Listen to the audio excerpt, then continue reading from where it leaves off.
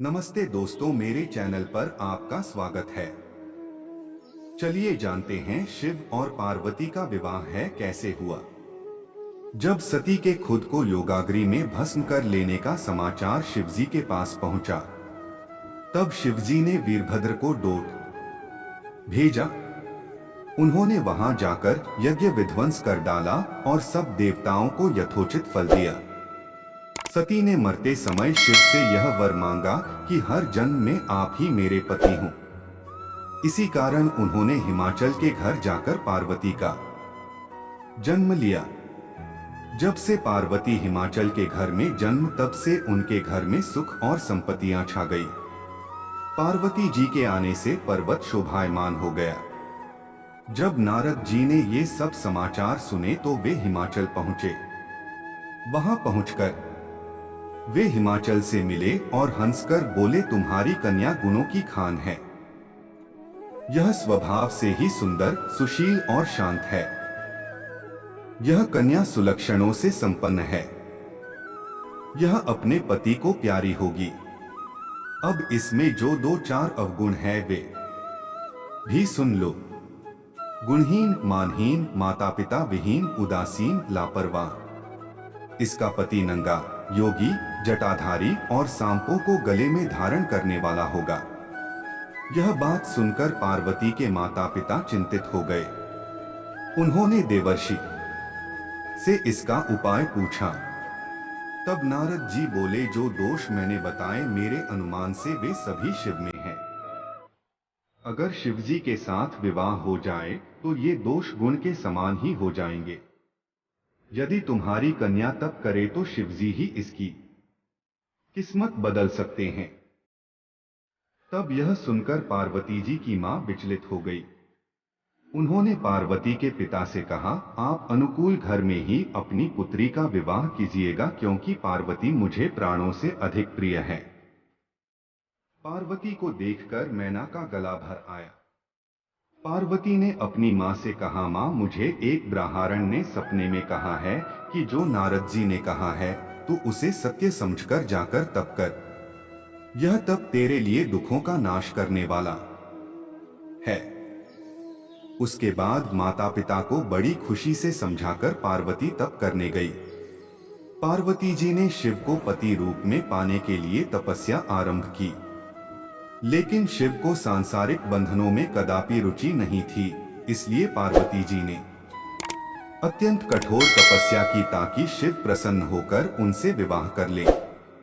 जब सप्तर्षि सती की परीक्षा लेने गए, सप्तर्षि ने पार्वती से जाकर पूछा, तुम किसके लिए इतना कठिन तप कर रही हो?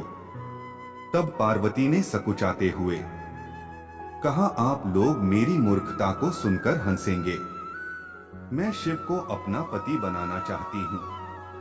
पार्वती की बात सुनकर सभी ऋषि हंसने लगे और बोले कि तुमने उस नारद का उपदेश सुनकर शिव को अपना पति माना है, जो सब कुछ चौपट कर देता है। उनकी बातों पर विश्वास करके तुम ऐसा पति चाहती हो जो स्वभाव से ही उदासीन, गुणहीन, निर्लज्ज, बुरे वेश वाला, बिना घर बार वाला, नंगा और शरीर पर नागों को धारण करने वाला है। ऐसे वर के मिलने से कहो तुम्हें क्या सुख मिलेगा। अब हमारा कहा मानो, हमने तुम्हारे लिए बहुत अच्छा वर चुना है। हमने तुम्हारे लिए जो वर चुना है वह लक्ष्मी का स्वामी और वैकुंठपुरी का रहने वाला है।